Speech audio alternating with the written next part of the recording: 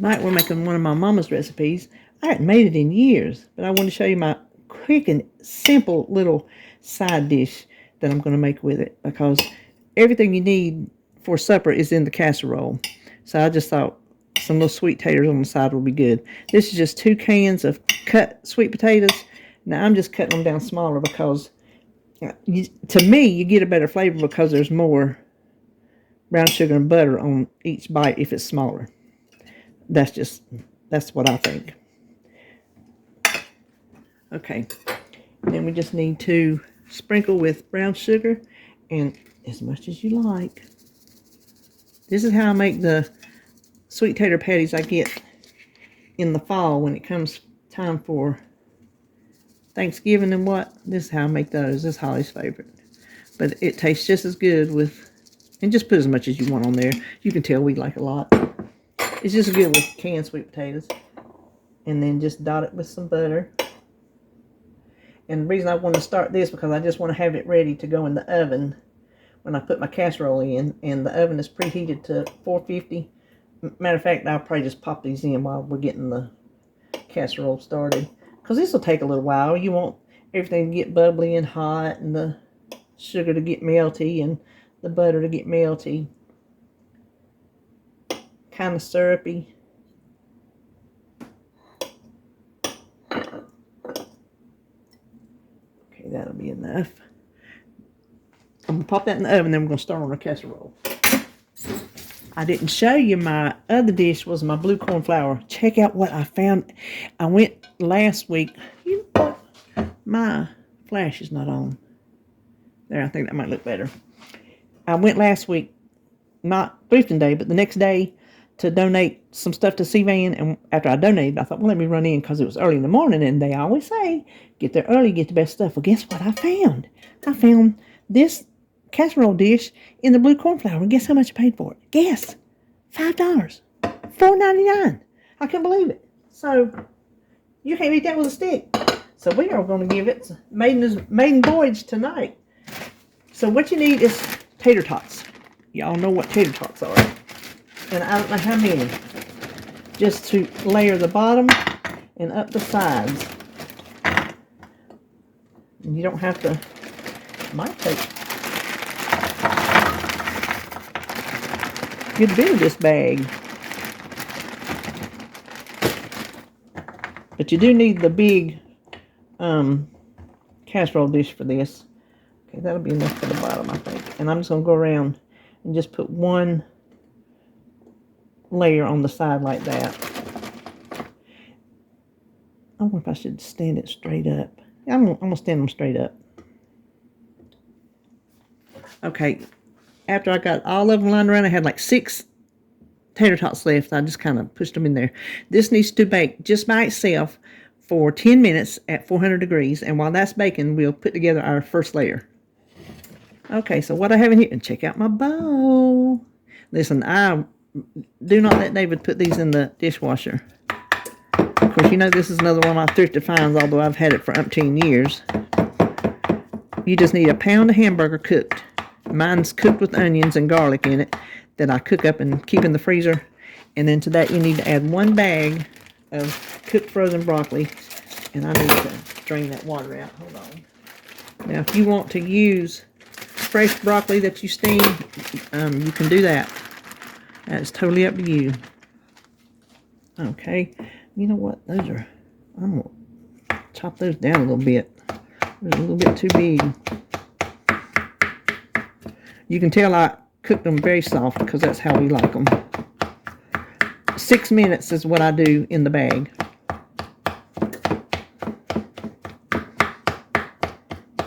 Now you need, where are they? Oh, a half a cup total of French fried onions. And half of that we're going to put in here, so I'm just going to eyeball it. So, like a 1/4 cup. Close enough. And then we'll just mix that together. And, wait a minute, I think I'm forgetting something. Garlic powder.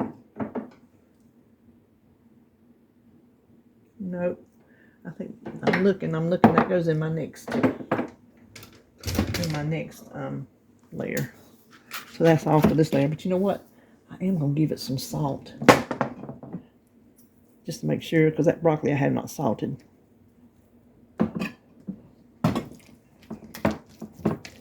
Okay, and because I want to use the same bowl and not mess up another one, I'll be back when it's time to layer this one to make the next layer. Okay, it is out of the oven, been 10 minutes. Now we're just going to put the hamburger and broccoli right over the top.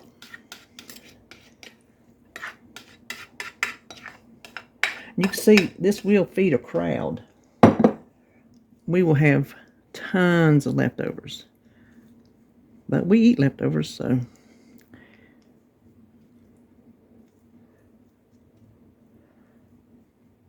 It's already looking so pretty. Now, that is hot. Let me find my pot holder and slide that over a little bit. Now, the next thing we need is 1 can cream of celery.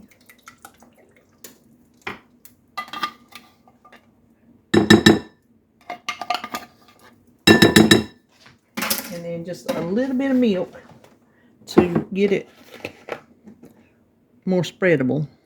Not much.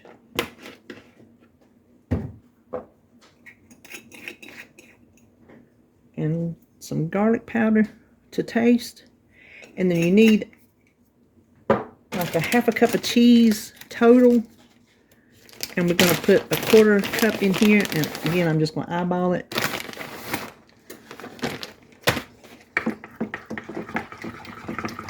We'll just stir that up real good.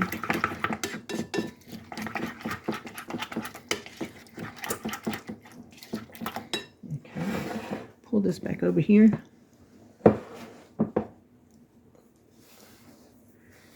Whew.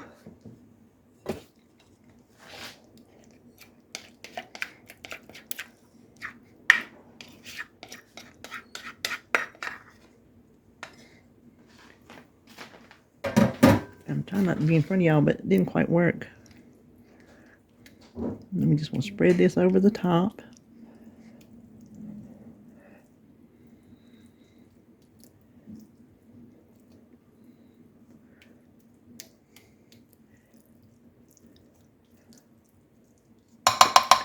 And then we want to add the rest of the other 1/4 cup of cheese.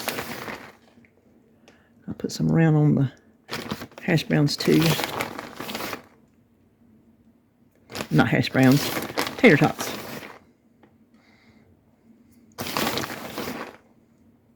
And then the other 1/4 cup of French fried onions.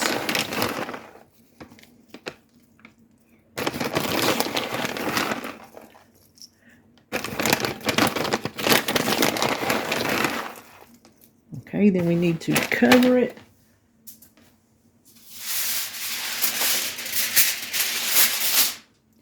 I'm gonna try to not burn myself here.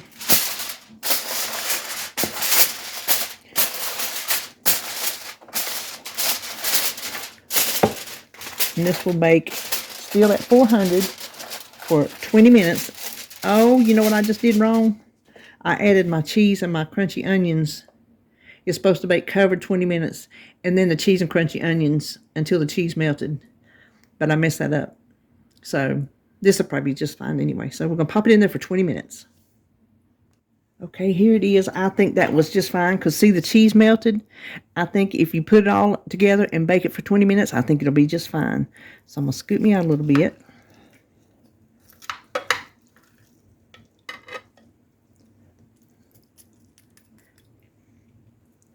Some of that meat.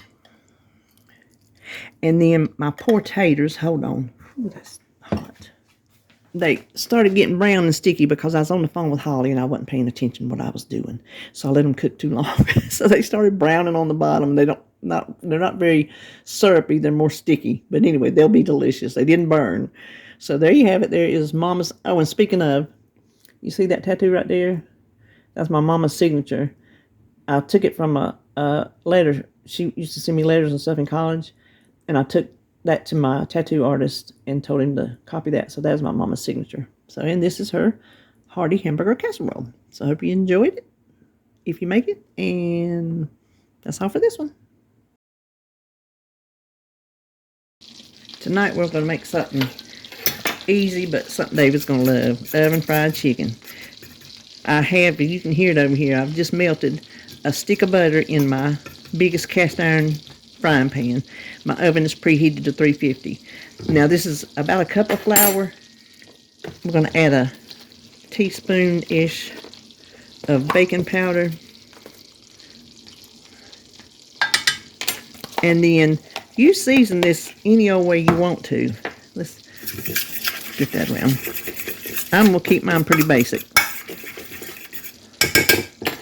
I'm going to do some paprika.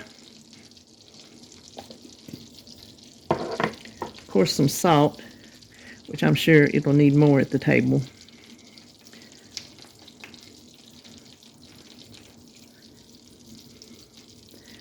I know that looks like a lot of salt, but coming out of the shaker, it really isn't. And then some onion powder and garlic powder.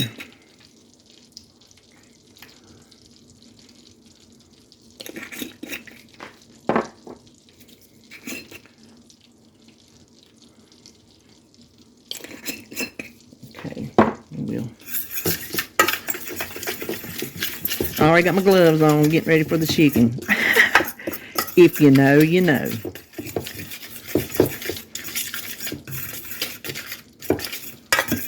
Okay, then in this bowl we have 1 egg. I'm going to beat it up. And you just want just a little bit of milk. You don't need much.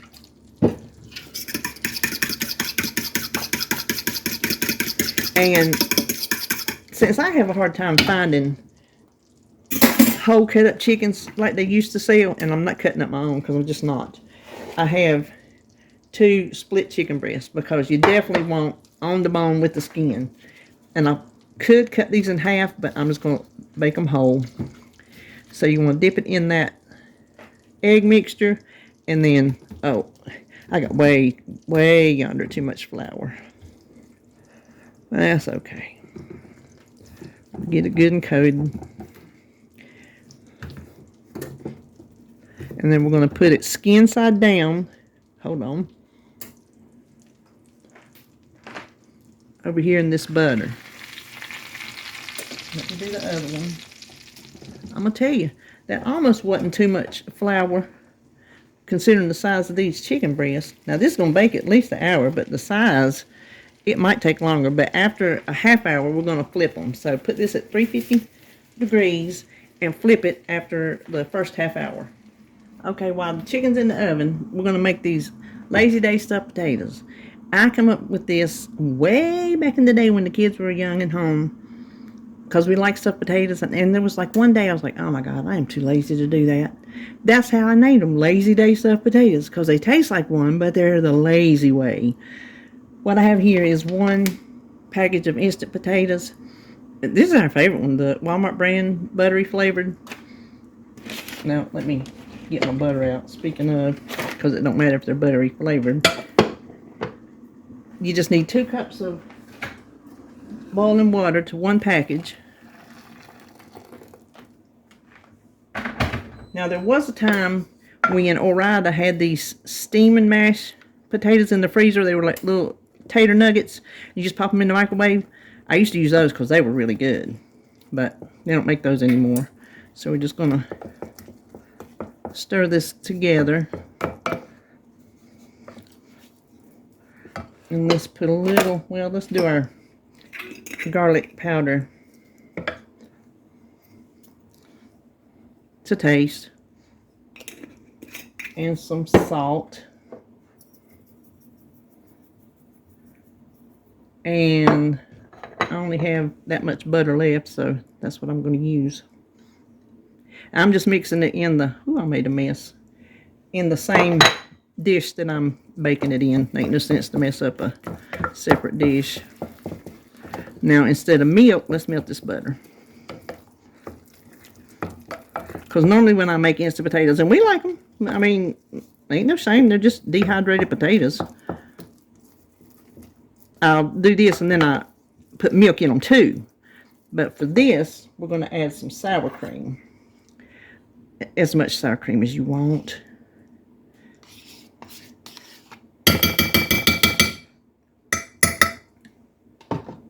And we'll stir that in.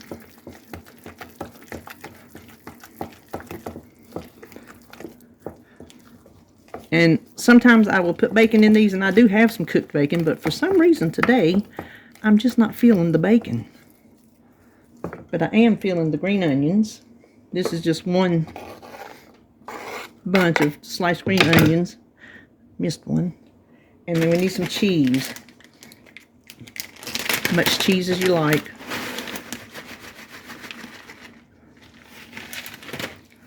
And we'll stir that around. Okay, then for good measure, I put some more cheese on top.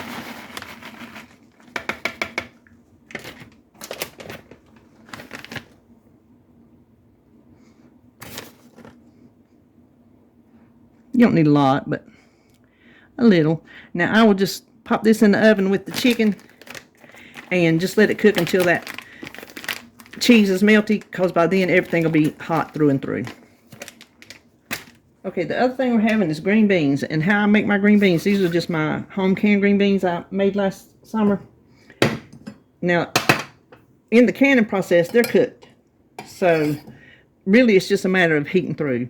So I put a little bacon grease, always a little bacon grease. Some chicken bouillon, not much, because you can overpower it, but it does make a good flavor. Oh, that's enough. And then, hold on, I forgot my sugar.